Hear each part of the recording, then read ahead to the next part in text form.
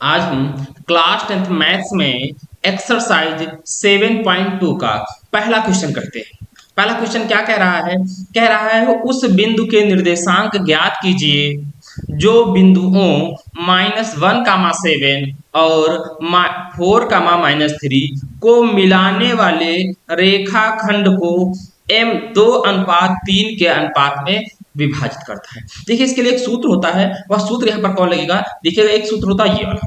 ठीक है, कौन सा सूत्र है? कह रहा है दो बिंदुओं, मान लीजिएगा माना बिंदु P कोई है x, y, बिंदुओं x1, y1 और x2, y2 को m/n के अनुपात में अंतः विभाजित करता है। तब देखिएगा इस वाले बिंदु को मैंने a माना है, इस वाले बिंदु को मैंने क्या माना है? b।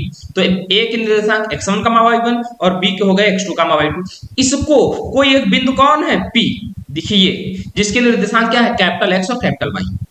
ये किस अनुपात में? m/n में अंतः विभाजित करते हैं। तो कैपिटल X बराबर क्या होगा? तो यहां से कैपिटल X बराबर आएगा mx2 प्लस nx1 अपान m प्लस n। तो कैपिटल Y बराबर हो जाएगा my2 प्लस ny1 अपान m प्लस n। यहां से कैपिटल X और कैपिटल Y की मान निकाल के और यहां पर रख देंगे तो किसके निर्देशांक आ जाएंगे? P के। यही वाला फार्मूला इन दोनों की याद रखिएगा, यही वाले फार्मूले यहां पर लगेंगे पहले क्वेश्चन। देखो समझो, कोई आपको कह रहा उस बिंदु के निर्देशांक बताओ, माना वह बिंदु P। सॉल्यूशन में आप लोग क्या करेंगे? देखिएगा माना बिंदु क्या है? P, जिसके निर्देशांक क्या मान लेते हैं? कैपिटल X कामा कैपिटल Y है। ठीक है, माना बिंदु P का x, y है। तब देखिए आपको दिया क्या है? बिंदु दो दिए हुए हैं। कौन? -1, 7 -1, 7। मान लीजिए ये बिंदु है, इसका नाम मान लो तो कुछ ए रख लेते हैं। एक दूसरा है 4, 3, इसको हम बी मान लेते हैं। इसके निर्देशांक है 4, -3। ठीक है, इसको कोई एक बिंदु है, मान लीजिए हमें मालूम नहीं वो बिंदु कौन होगा, मान ले थोड़ी देर के लिए वो बिंदु कौन है? पी है। ठीक है, रेखाखंड, इस रेखाखंड को जो P बिंदु है ये 2:3 के अनुपात में, तो इधर 2 हो जाएगा और इधर कितना हो जाएगा? 3। इसके अनुपात विभाजित करता है। तब आपको उस बिंदु के निर्देशांक अर्थात P के मान निकालने हैं। तो P के बिंदु हमने बताया था कैपिटल X और कैपिटल Y माना जाता है। अब यहाँ सूत्र कौन लगता है? देखिएगा थोड़ी देर के लिए, यहाँ कैपिटल X बराबर लगेगा सूत्र। क्या लगेगा?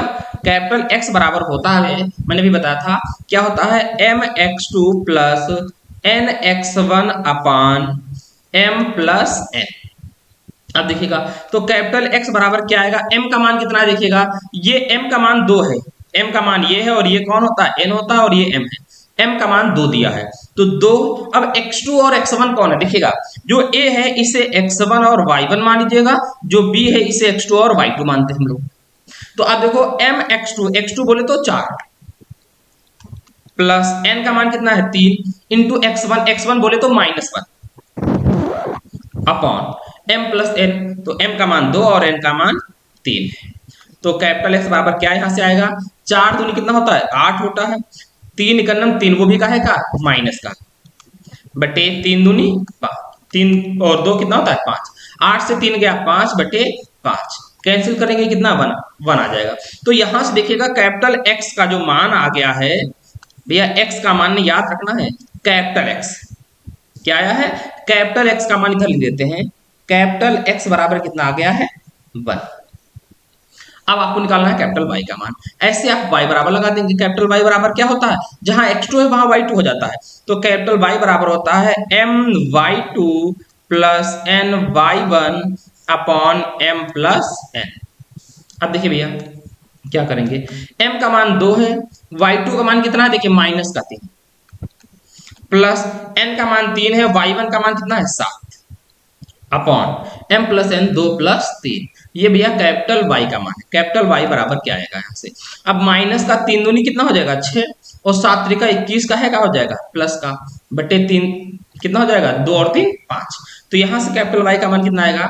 अब देखिएगा प्लस का 21 माइनस का छेद कितना आता है? 15 बटे 5। तो 5 या 15, तो Y का मान कितना आ गया? 3 आ गया।